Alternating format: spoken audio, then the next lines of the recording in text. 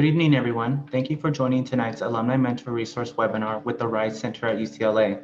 My name is Joseph Blancas, and I serve as a coordinator for Alumni Career Engagement at UCLA Alumni Affairs. Today, we are joined by Ebony Martin, Program Manager at the RISE Center, to share with you the resources available for undergraduate and graduate students. The RISE Center is a wellness hub dedicated to the UCLA community to promote self-care, connection, and thriving. I wanted to take the opportunity to thank our Alumni Association's sustaining donors. It's with your help that we are able to strengthen the Bruin community with programs like this. For some general webinar housekeeping, we will have time at the end of our program for a Q&A with our speaker, so please use the Q&A function below to submit your questions. We will be recording the event and will share the recording when it is available. Now, to start our program, I am excited to introduce Ebony Martin. Not only is she the program manager at the RISE Center, managing the day-to-day operations, Ebony is also a resilience educator and advisor, outreaching to the UCLA campus community to promote resilience, happiness, and well-being. She earned her bachelor's in psychology from San Diego State University and a master's in education in educational counseling from the University of Southern California. I'll turn it over to Ebony now to start our program. Thank you so much for the introduction. I'm so happy to be here with you all today to share more about the RISE Center as a resource for students. So again, my name is Ebony Martin. I use she, her, hers pronouns. I am the program manager and resilience advisor and educator for the RISE Center. I conduct a lot of workshops and presentations across campus around the areas of mental health and wellness and resilience building. And so I'm happy to share what we do at the RISE Center, as well as some self-care tools that you may be able to utilize with your mentees. So some of the goals for today's presentation is one, to introduce the RISE Center as a resource for students, but also to discuss how to identify signs of distress, and to share self-care tools and resources to support your mentees. So a little bit about RISE. So RISE stands for Resilience in Your Student Experience. And we are affiliated with the Counseling and Psychological Services on campus. And we actually work hand in hand with CAPS to provide mental health support and outreach to the UCLA campus community. And so we serve as a resilience center. Our goal is to foster and support student resilience, connection, and well-being, not only for students, but also for faculty and staff. And so some of the services that we offer are healing programs. This comes in the form of mindfulness workshops, trauma-informed yoga, processing spaces for students, drop-in and self-help support. We have an actual space, which I'll show in the following slide. Mental health and wellness trainings and workshops that we offer for the campus community. We also do consultation and outreach and one-on-one assessments with our resilience educators. And so this is our actual space, and I like to still show the space as a hope for students that they actually have a space to return to once we go back to in-person classes. And we have a lounge space, a healing space, and a training room. And this is our students' self-care space. And the main purpose is for restoration and for them to just have a space where they can feel validated and supported. And so since then, our services have transitioned to online, which I'll talk a little bit about later toward the end of the presentation. This is our program staff. So these are the folks that are helping us to carry out the work that we do. And so two folks that I want to highlight here are Dr. Nicole Green, who is the Executive Director of Counseling and Psychological Services, and also Executive Director of the RISE Center, and also Dr. Drea Letamendi, who is the interim director of RISE and also the associate director of mental health training, intervention, and response for residential life. And then we have a whole host of health educators and resilience experts who are helping us do this work on a day-to-day basis. And so I wanted to highlight a few statistics that I found to be very in line with what we have experienced at UCLA regarding our students' mental health. So according to the American Psychological Association, about 87% of Gen Z adult college students say their education is a significant source of stress. Around 82% say uncertainty about what the 2020-2021 school year will be like causes them stress. And I want to adjust this a bit or add on to this that now we're starting to see uncertainty around fall 2021, right? Questions around, well, what does hybrid learning look like? And what will in-person events look like? And so there's a lot of uncertainty and questioning around that hybrid model. And then lastly, around 67% say the pandemic makes planning for their future feel impossible. So these are some of the causes of stress that we have been hearing from students in the past year. And I would say additional sources of stress include grief and feelings of loss. So, we have students who have parents, grandparents, relatives who have died from the coronavirus, or who are grieving just loss of normalcy, or loss of connection, loss of routine, right? What they were used to pre-pandemic completely changed, and they had to adjust very, very quickly. And so there was a grieving process that took place and is still taking place as we speak. Another source of stress for students was the remote instruction environment. I think initially there was a huge adaptation process that had to take place for our students.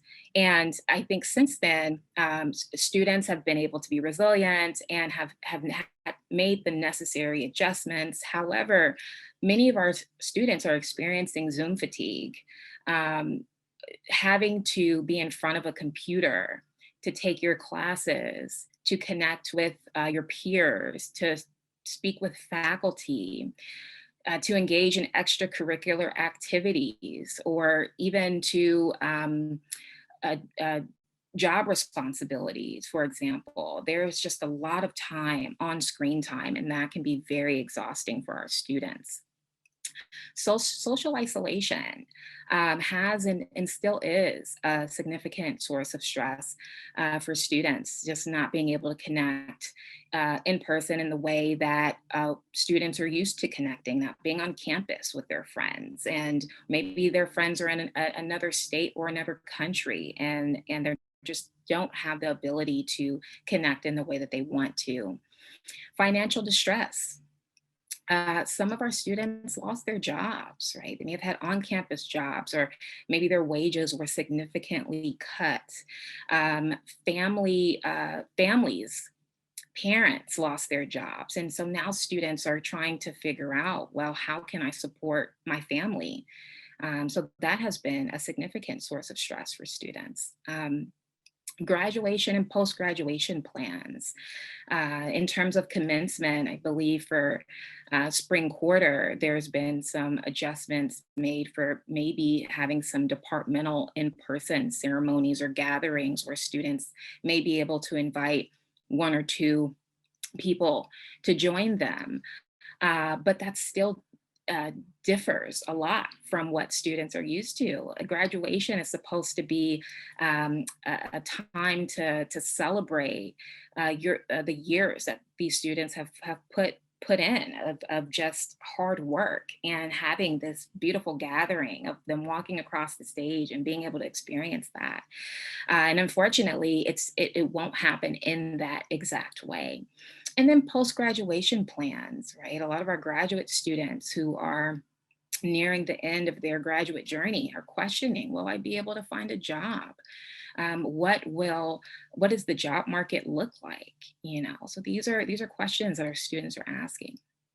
Caring for family members. A lot of our students have had to care for parents, grandparents, even our parenting students who have had to adjust not only to online learning for themselves, but for their children. That has been a significant source of stress, the homeschooling process. And we've seen a significant amount of racial trauma that some of our students have been dealing with, in response to racial injustice and racism that we have all been aware of, and some of us have actually firsthand experience with. And then again, approaching this new normal of what does fall 2021 look like? This hybrid model, possibly being in person for some of our classes. I know for residential life, there will likely be a lot of students in residential housing for fall quarter. And lastly, a lot of our students have been sharing feelings of social anxiety, questioning, can I have a conversation with someone in person? Because not having practiced their social skills in an in-person format brings about a lot of anxiety for our students. And so I think we anticipate seeing a lot more students who are might be struggling with this. So, now that we talked a little bit about sources of stress, I think it's important to touch on the different types of stress. And I think this may help you identify when it may be appropriate to refer your student to a mental health and wellness resource, or if someone else may need to get involved here. So there's two types of stress: eustress and distress. Eustress is used very, very commonly in the psychology world. And so this is stress that is deemed helpful or giving one the feeling of fulfillment. And so when you think about, say, your mentee is taking a test and they're having some anxious feelings, feeling a bit stressed out, that may be good stress, because there is a certain level of stress that's needed in order to motivate us to do things, right? So to motivate that student to prepare for the test, a certain level of stress is needed. So that's good. Distress is when students are experiencing a great pain, anxiety, a lot of sorrow, mental suffering, affliction, and trouble. Right? That's a cause for concern, especially if the student is experiencing that for a very long period of time, right? So the goal is to not stay there for too long, but to really have some coping strategies and tools that they can refer to so that they can bounce back, right? So those resilience related strategies that come in handy here. So what are some signs of distress? Well, some general observations that you may make with your mentee, right, if they are experiencing distress. It could be irritability, right? Um, Social isolation, but I would say purposely isolating themselves, being less talkative than usual, eating much more or less, or change in eating habits, a decline in personal hygiene, even a disheveled appearance, even showcasing aggressive behavior, whether verbal or physical. You might see even a decline in productivity, excessive crying. And I want to say here, I just want to note here that any of us could experience any of these signs and not be in distress. We could just be having a bad day. What's key here is to look for patterns and to always compare changes in behavior to your mentee's baseline behavior. So you you know your mentee, how they behave. Maybe you've met them a few times. You kind of have a gist of how they interact with you. But if you start seeing some patterns, some things that just don't look right, we always tell our staff, mentees, faculty, students, trust your gut. Or sometimes our gut doesn't steer us the wrong way. And so if you know something just doesn't sound right, it's not really sitting well with you, that may be your sign to check in with your mentee and to start asking some questions around the behavior that you are seeing. Some expressions of concern, right? So hopelessness, pessimism, thoughts of death, right? Feelings of inadequacy and worthlessness, feeling stuck and helpless, difficulties with attention, concentrating, right? So you might start to see this impact their academics. And then loss of previous interests. Right? So these are some things to consider here. Now, concerning behaviors, where we would say, you probably want to reach out to counseling and psychological services. You want to get someone involved here who has professional training to intervene. Is if your mentee is experiencing extreme emotionality, agitation, intense restlessness and hyperactivity, aggressive behavior, it may be threatening or intimidating behavior to others, impaired or disjointed speech, right? Confusing thoughts. They're talking, but it's just not making any sense. Paranoia or suspicious thinking, right? And then thoughts of suicide or homicidal behavior. So thoughts to hurt someone else or even to hurt themselves. That may be a cause for you to want to reach out and get some professional support, someone here to intervene and get this person some support. Okay. So now that you understand or have a better understanding of signs of distress, I do want to talk a little bit about um, our campus recommended referral system. So if your mentee is experiencing stress due to a recent stressful event or a situation, or say they got a poor grade and they're just having difficulty dealing with this, or maybe they need more financial aid and it got declined for whatever reason, and they're just having a really frustrated and disappointed, and they just need to talk to someone. We have peer mental health groups that can provide one-on-one support for students. These are trained UCLA students, trained by clinicians who are there to support. So this includes Active Minds, Wazo Connect, the Pause program, Peer Up, right? There's additional peer mental health groups as well. And then going a step above, if there are signs that a student may be experiencing more stress than they can handle, right? So they're having serious grade problems and it's starting to impact their quality of work. Or they're having some extreme difficulty making decisions, or feeling very depressed, low motivation, right? Going back to the changes in eating, sleeping habits, excessive worry and irritability and aggressiveness, or poor hygiene, you're starting to see some drastic changes.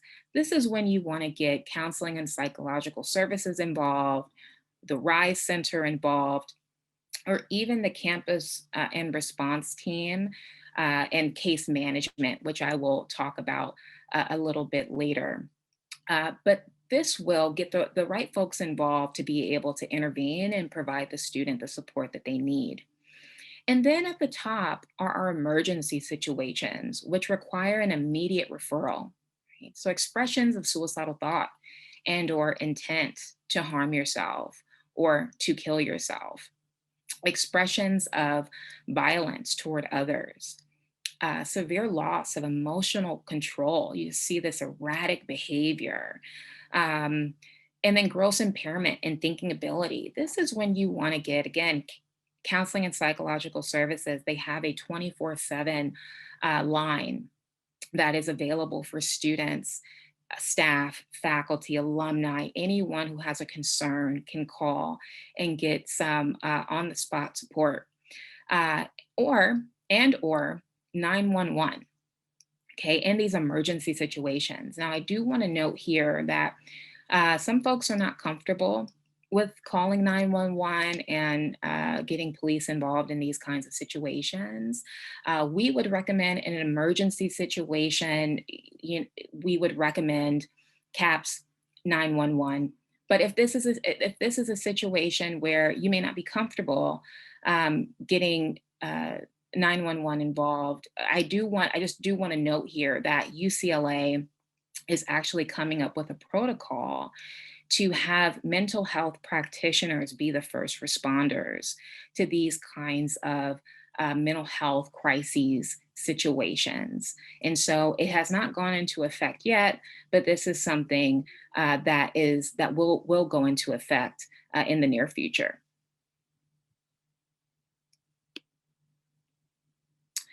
So we've talked about some of the concerns and sources of stress that we've seen with students during this pandemic, and also some signs of distress. And we talked a little bit about the three-tiered referral process.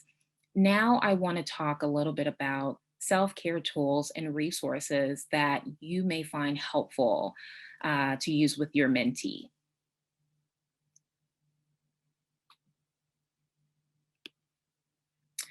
So the first is the wellness wheel.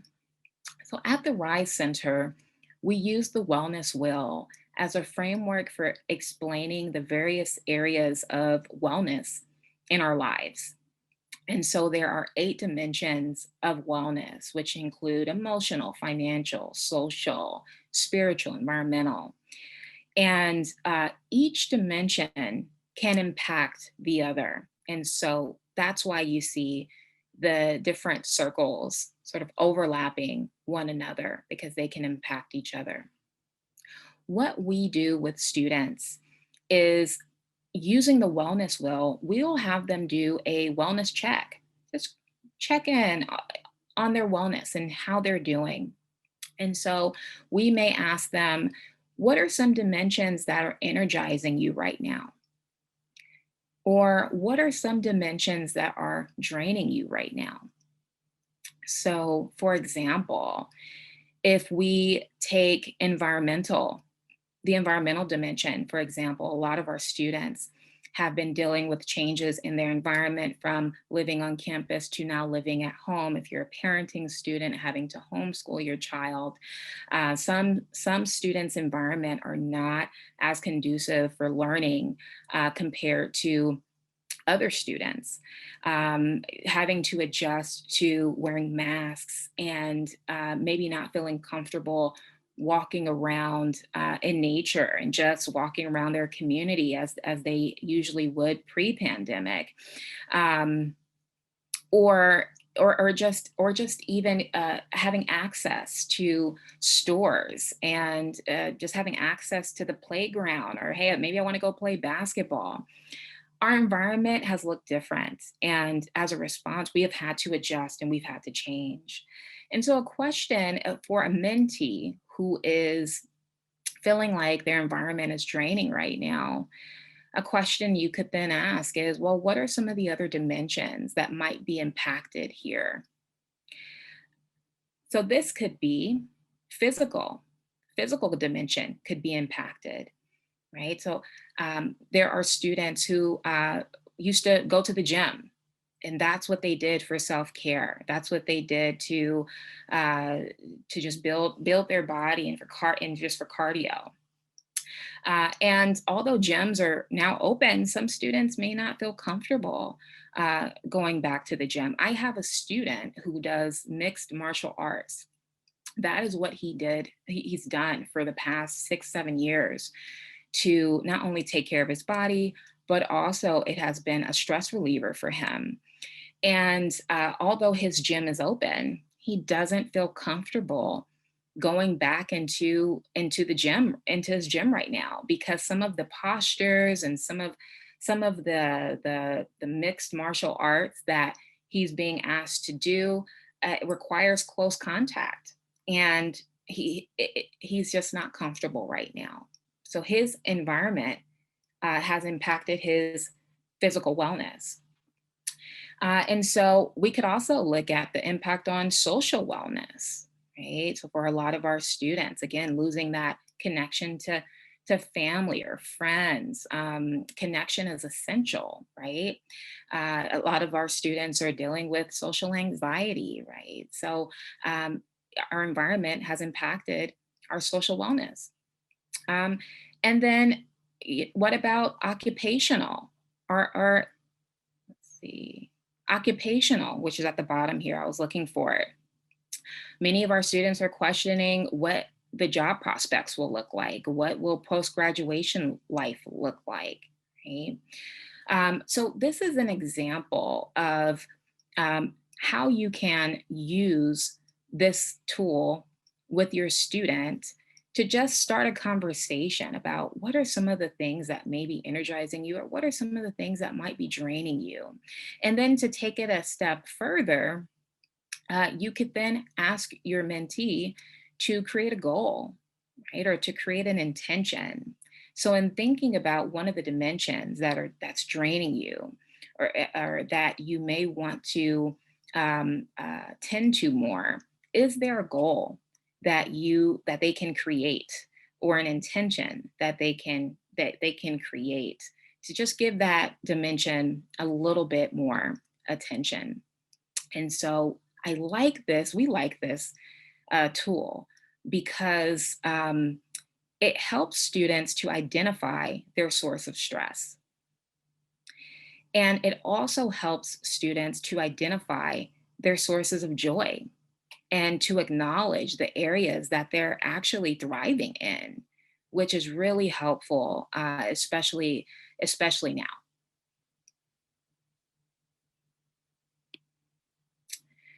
The other tool that we like to use with students, that you might find this to be helpful with your mentee, is an active coping tool.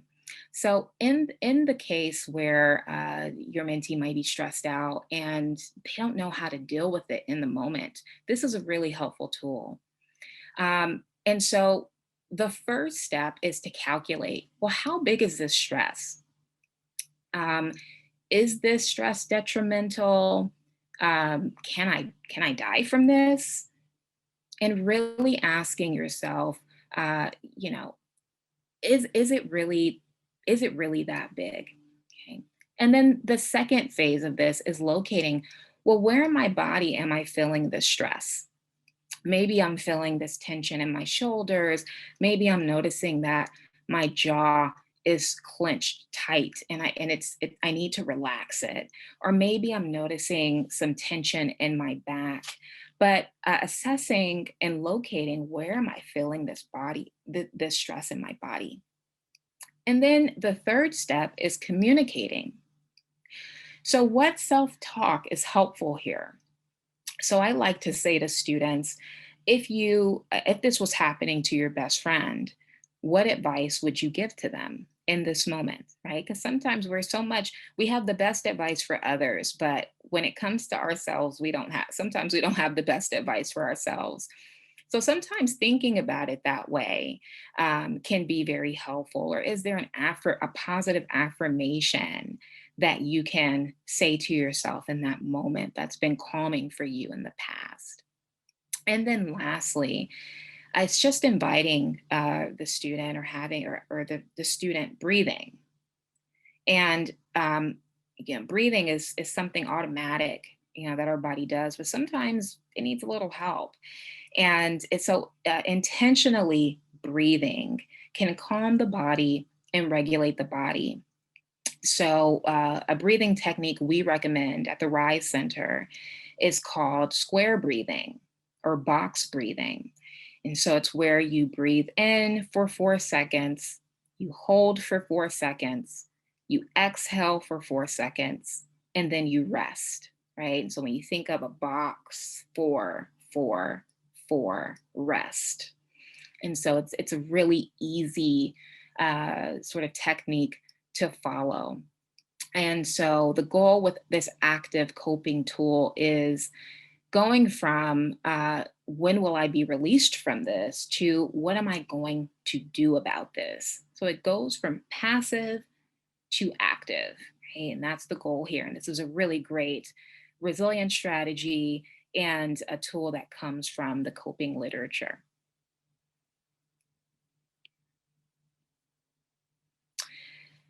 So now that we've talked about some of the tools, self-care tools, coping tools that you can share with your mentees, um, I'm going to talk a little bit more about our virtual center.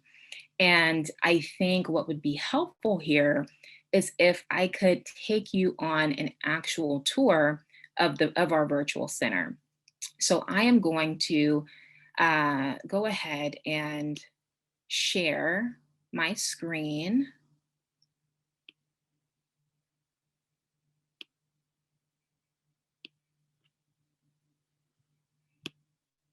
Okay, so you should see the Rise Center website. So at the top, if you go to, I'm sorry, I think it might be, okay, here we go. If you just type in risecenter.ucla.edu and click on enter, it will take you to our Rise webpage. And so you'll see a welcome from Ashton, our Rise ambassador, a little bit about the Rise Center, and then our social media handles at the bottom here for our Facebook and for our Instagram, where we post a lot of our events. It's the primary way our students learn about what we do. And then if you go up to the top here, it says request a workshop. If you click on this, it will take you to our outreach request form. At any time, you can click on this, fill out our workshop form, and for us to do any kind of a workshop around self-care, mental health, resilience-related strategies, and we will find a facilitator to come out and do this workshop, which we're doing on Zoom right now. If I scroll down to virtual programs and resources and click on that, this is going to take you to our library of resources. So we have our latest resource tab here. We have a body liberation series. These are all recorded videos that you, anytime your student, you, faculty, staff, anyone can come on here and click on these videos. It's self-paced, you just listen. And so we had a body liberation series talking about colonialism and fatness, where we had experts in these areas actually talk about these subjects, the medical industry and fatness, gender and the body, health trolling and body shaming. And so we feature, a lot of our series are featured on our website. We also have support for our AAPI community. So again, I talked briefly about some of the sources of stress for our students, which has been centered around racism, racial injustice. And so we do have resources that we have on our website for our AAPI community, as well as our Black Bruin community. We have Coping with COVID, which are resources from our interim director videos that students can click on that talk about coping with COVID, psychological safety, how do you overcome feelings of discouragement, and then how do you balance college with home life. And so these are very, very popular videos and can be accessed at any time.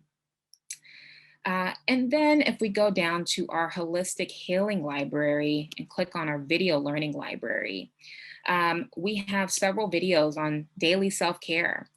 So these are healing practitioners that actually takes students through meditations and through body encouragement, working through triggers and anxiety. How do you integrate a ritual in a routine? We have mindfulness meditation videos. We have Dr. Allison Pimentel is actually doing a relaxation response meditation with her dog. And so she invites students in the video, if you have a pet, to do this pet meditation. And then we are building our guided workshops tab as well.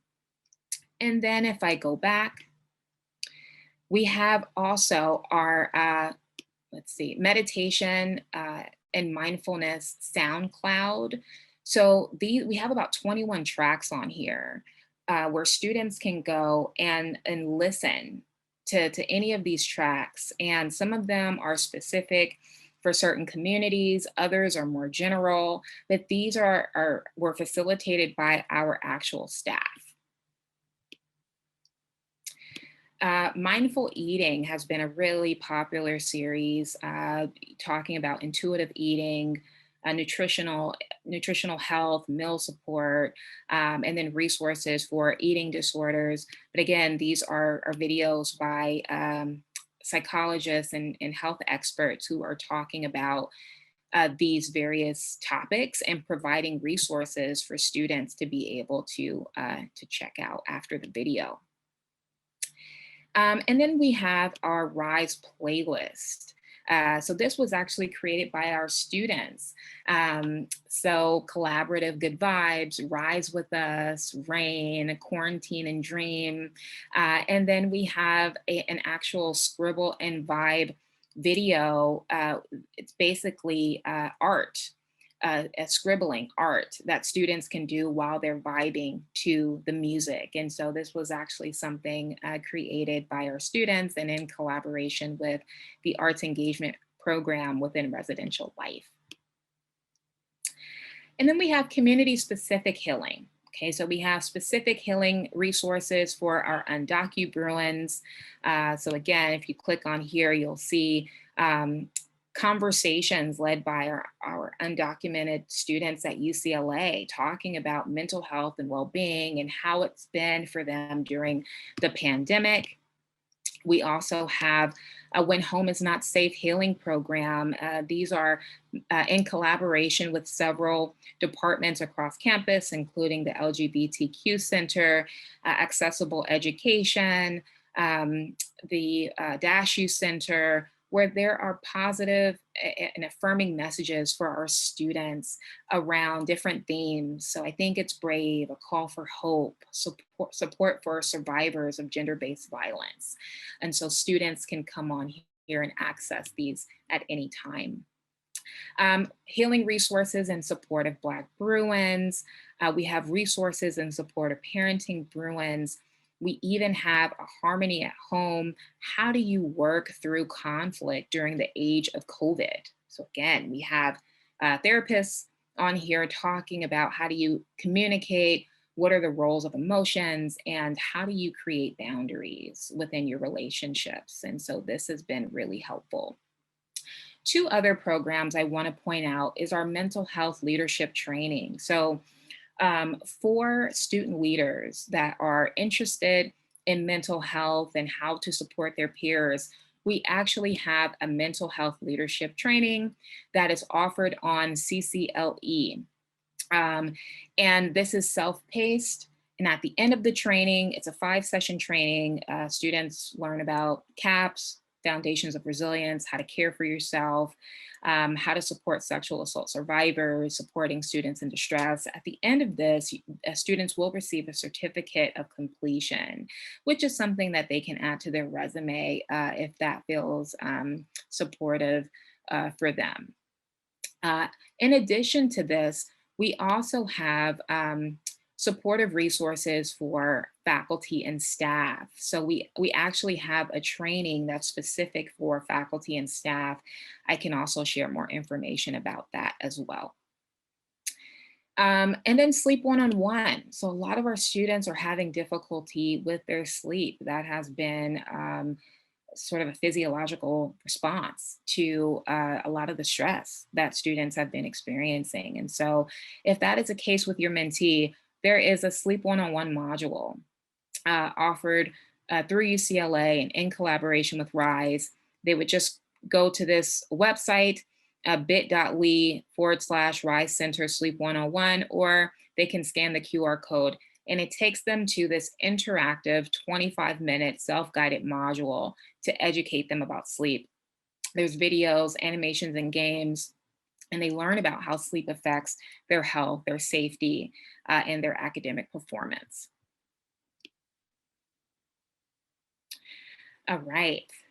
And then lastly, I'm just going to go here to the live events. Okay. At any time, students can come on to our live event section and see what's happening in real time. Okay. So next Monday, there's a Black Bruin healing space that is centered around resilience, self-care, well-being, and insight. Students are exploring tools for self-care.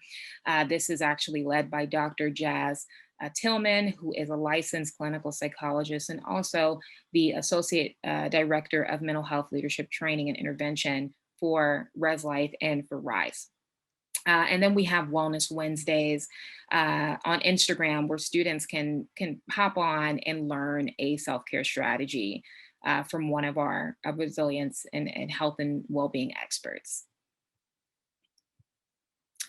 So I am going to, before I stop sharing my screen, there's a join our mailing list. If you would like to receive any information regarding events, we send out a calendar every quarter of our quarterly events.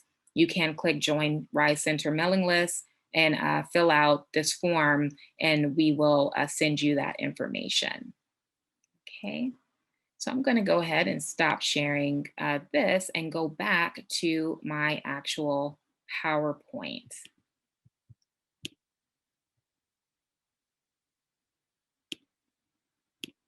All right. So that was a lot of information.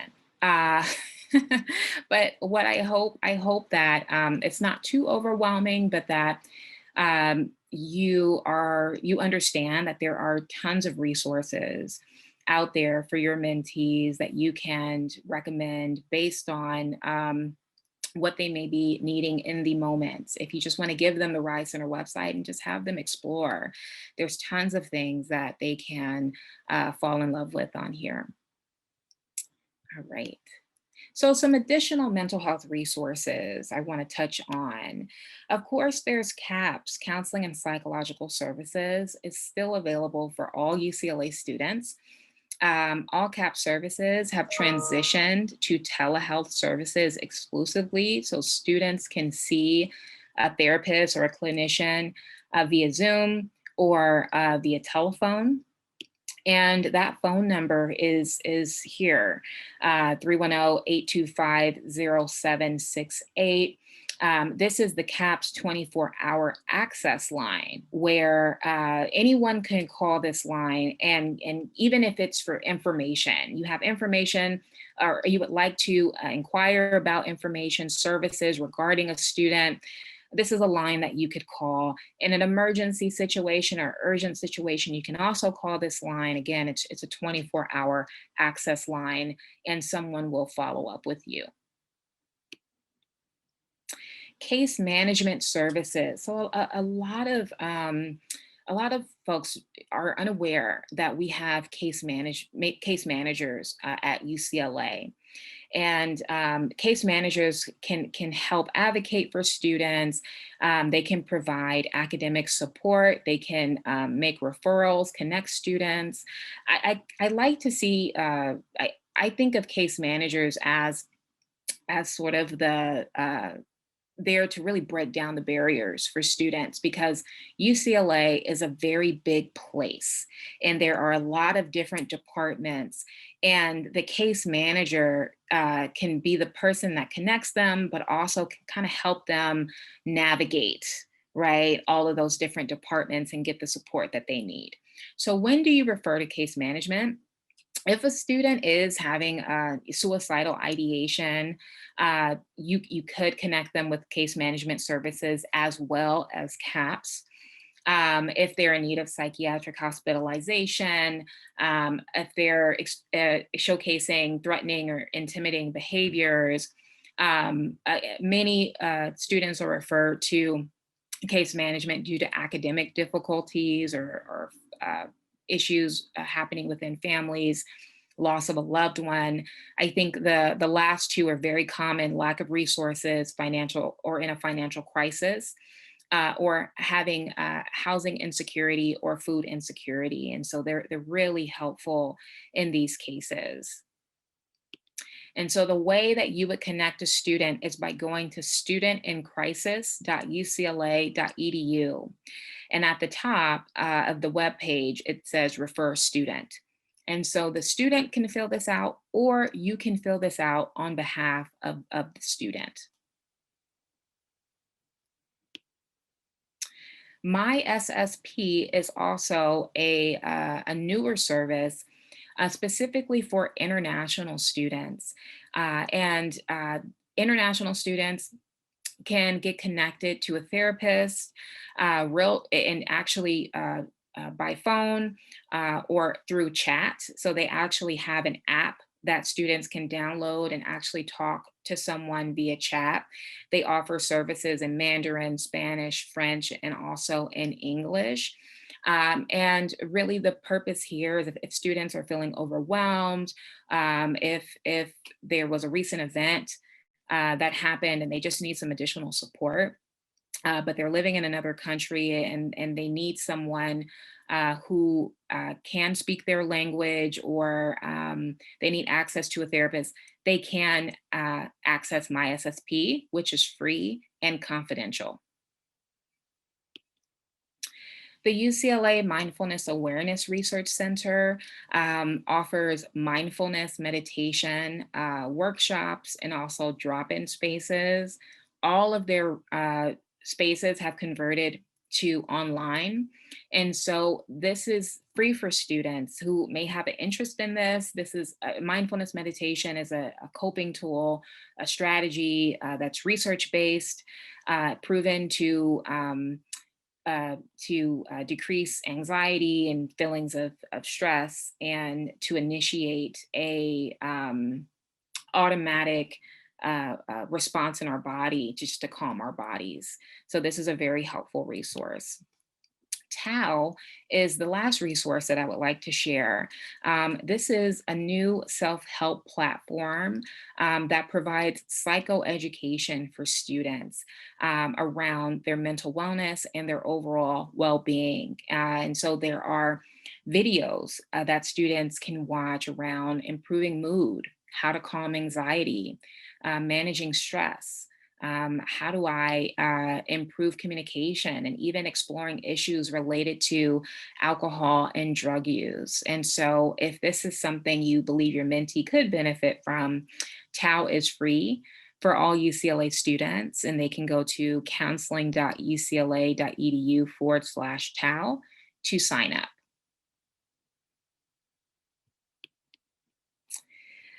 And that is the end of my presentation. I hope that this was informational. I hope that you were able to learn about the RISE Center, as well as some of the concerns that students have been experiencing, how to make a referral, resources that you can recommend to your mentee, and maybe even some coping tools and strategies that you can utilize.